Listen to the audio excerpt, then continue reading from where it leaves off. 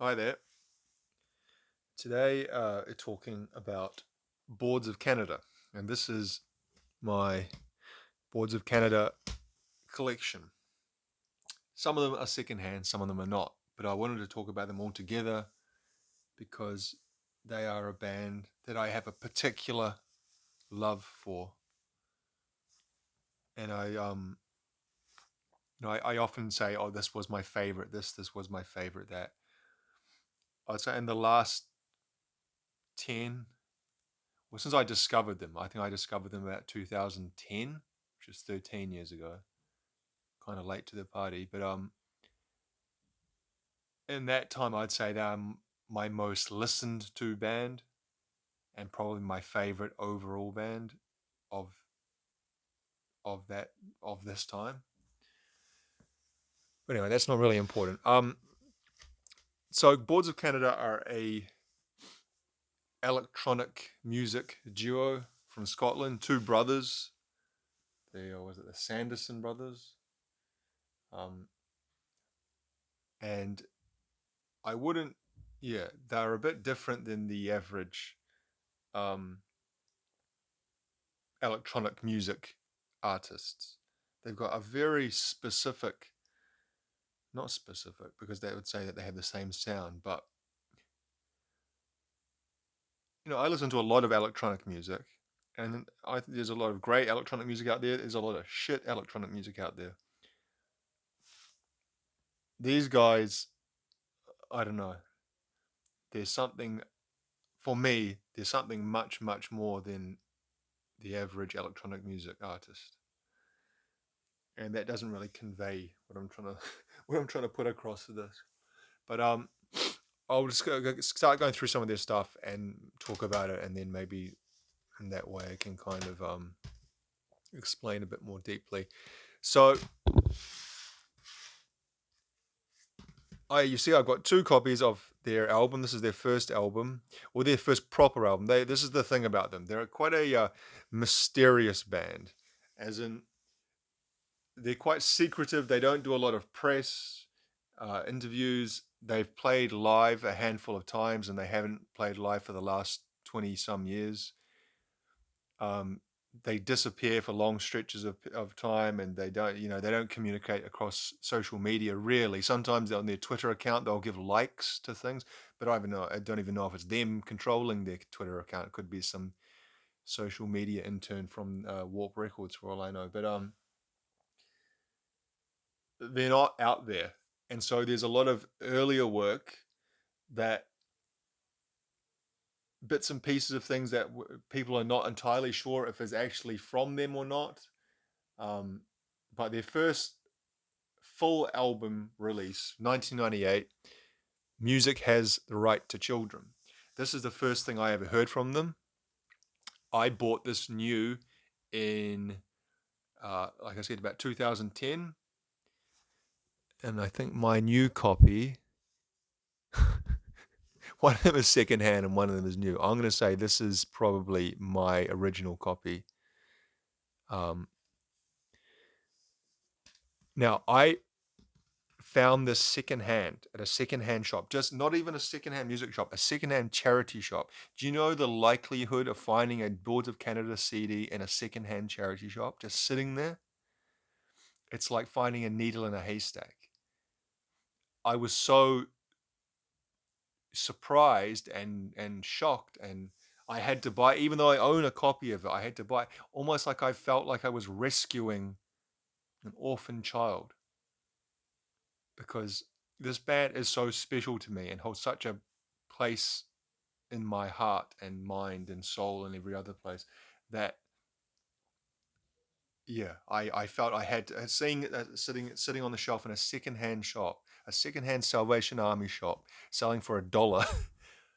My God, imagine, yeah, I feel kind of bad. I took the opportunity away from someone else to discover them. But so one of the, I think it was this copy here, was secondhand. It's in perfect condition, absolutely perfect condition, in better condition than, look, this was originally, okay, actually even never noticed this because I've never actually opened it beyond this before.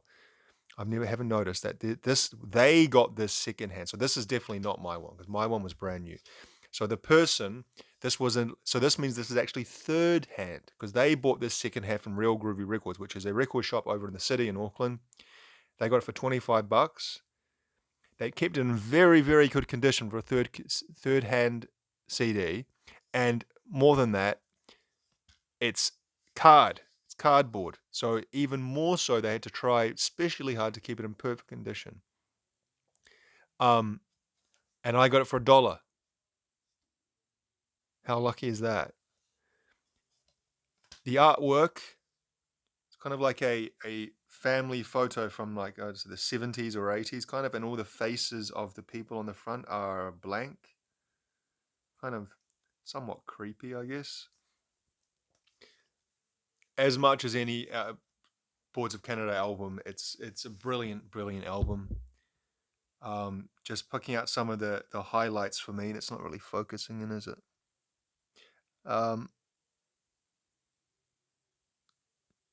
Eagle in Your Mind, 6010, Turquoise Hexagon Sun, perhaps one of my favorite Boards of Canada songs across the board, of the whole discography.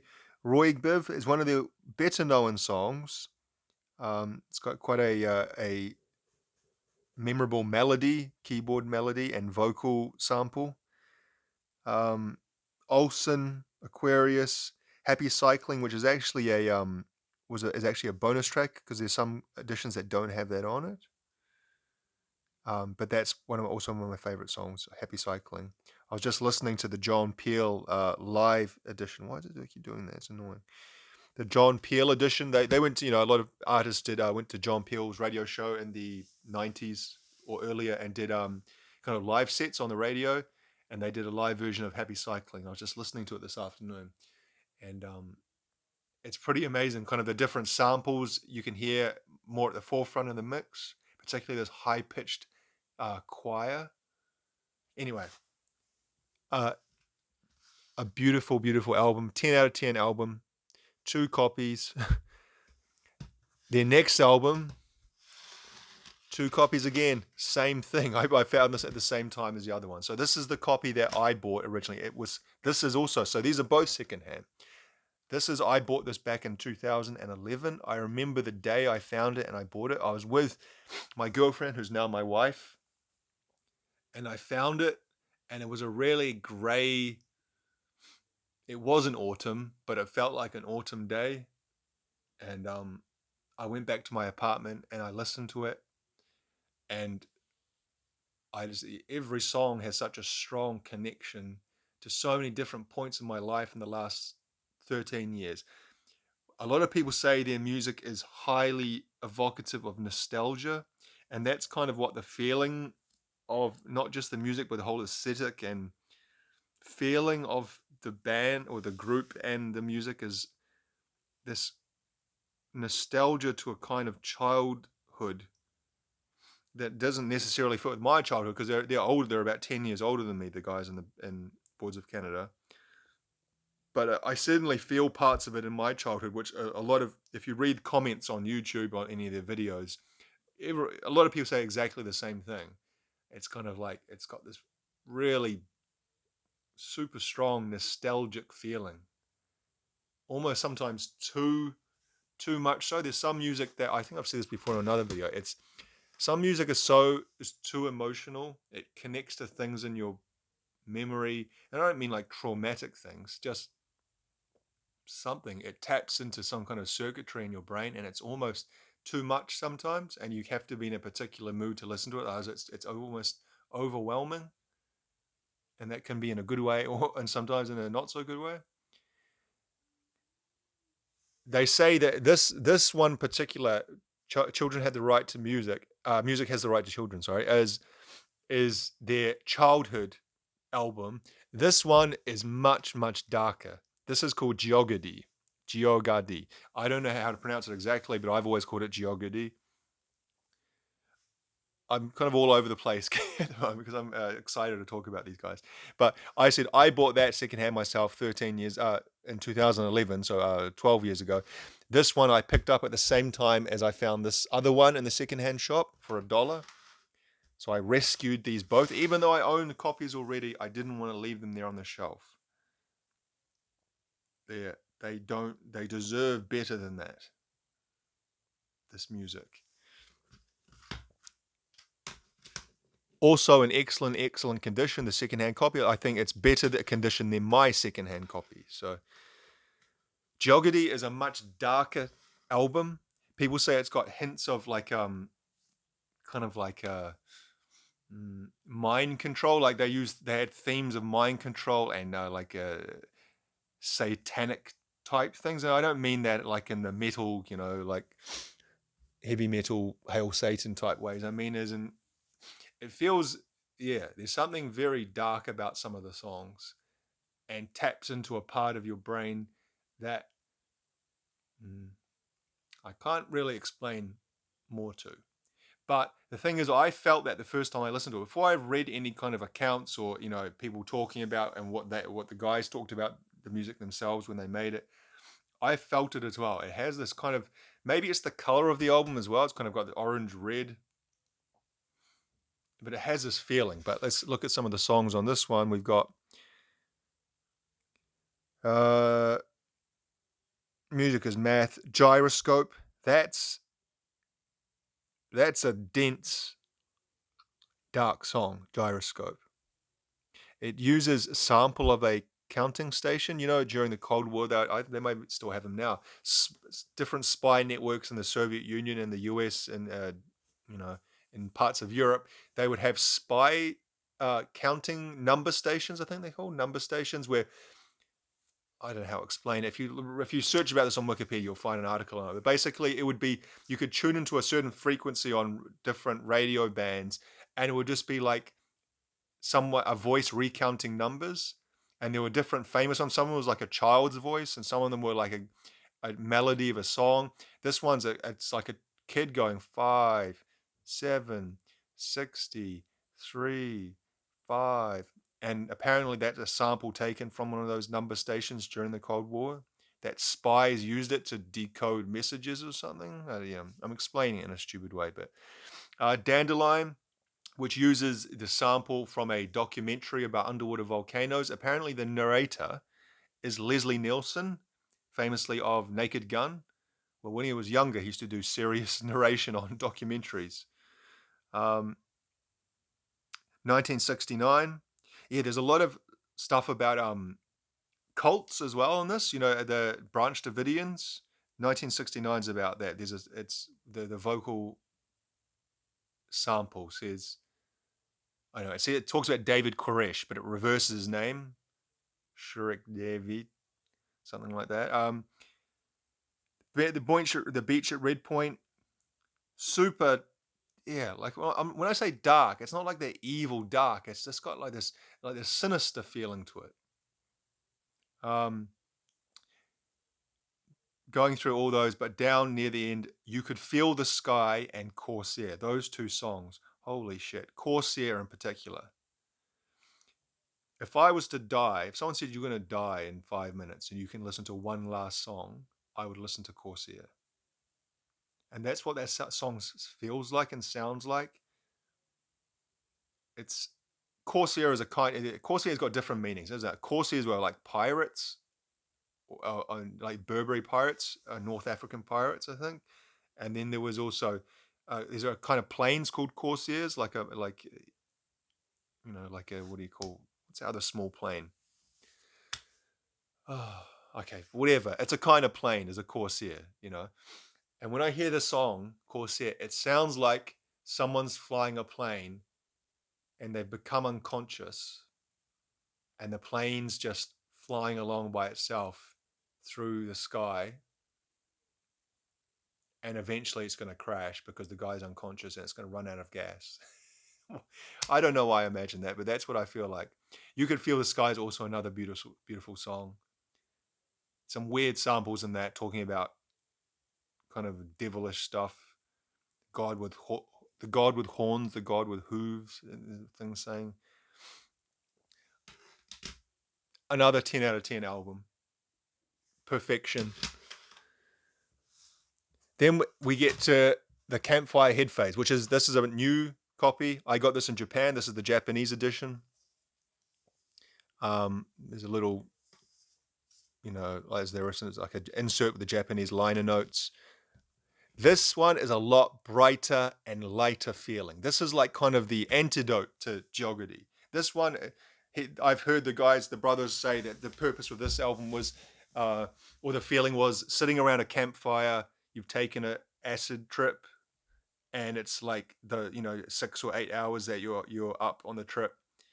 You're sitting around the campfire and all the different things you experience and think about, and then the kind of come down at the end. That's what this is supposed to evoke, but it's a lot brighter and nicer. This one feels a lot more organic. This one, there's a lot more of acoustic guitar used.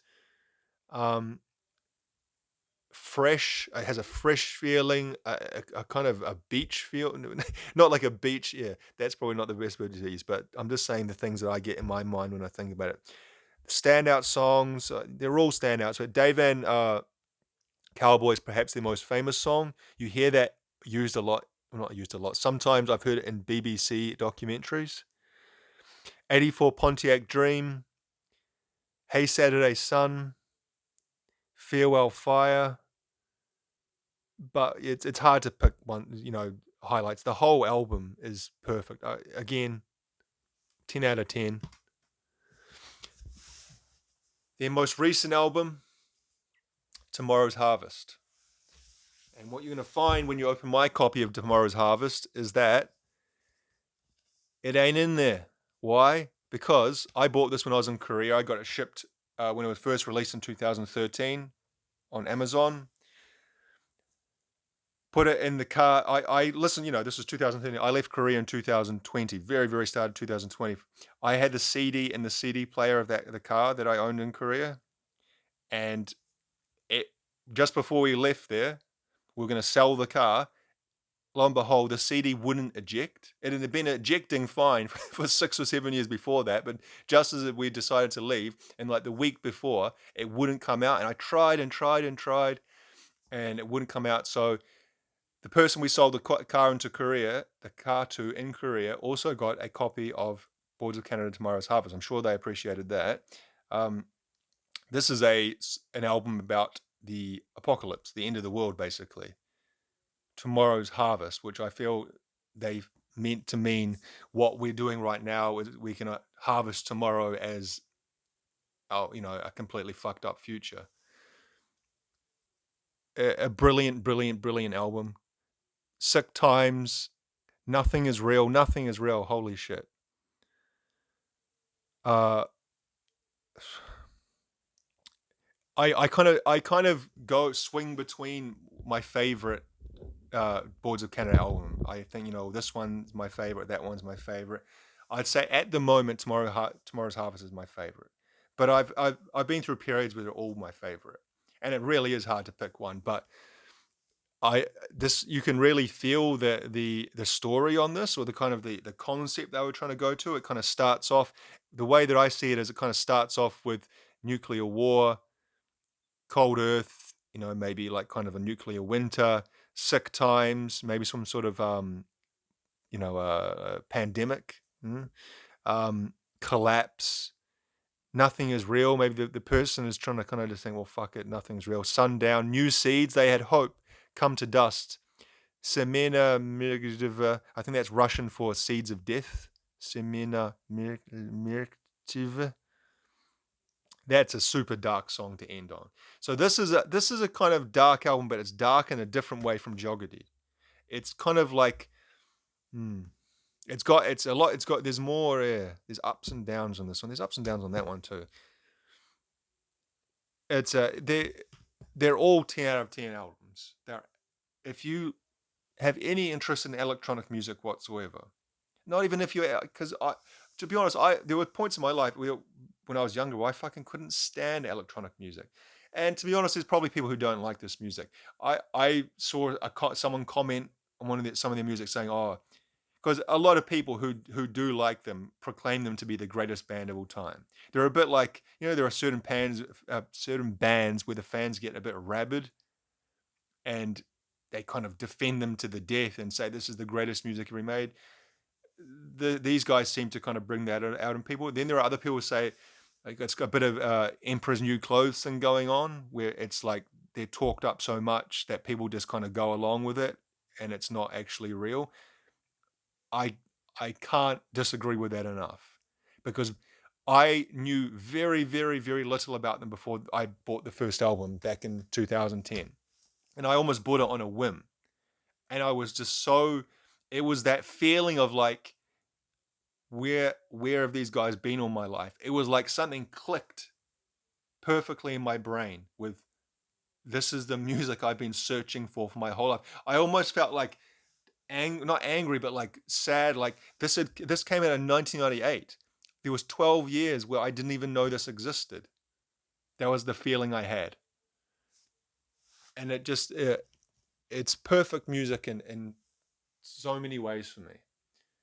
And I'm someone who grew up on rock music, and whose rock music is kind of the foundation of all my music fandom, you know. But you cannot deny this music, Boards of Canada. I've also got a bunch of their EPs. I'm going to make a separate little video on that because otherwise it's going to be too long. But Music Has the Right to Children, 1998. One new copy, one second-hand copy. Geogody is 2002. Both second-hand copies, but this one I bought intentionally about 10 years ago. This one I found more recently. The Campfire Head Phase from 2005. The Brighter album. Tomorrow's Harvest, their most recent album, but was now 10 years old, 2013. The End of the World. They haven't released anything since then. Everyone's looking for clues to when their next things, because that's kind of what they do. Are a bit secretive about releasing things, so we'll see what happens. Thanks for watching.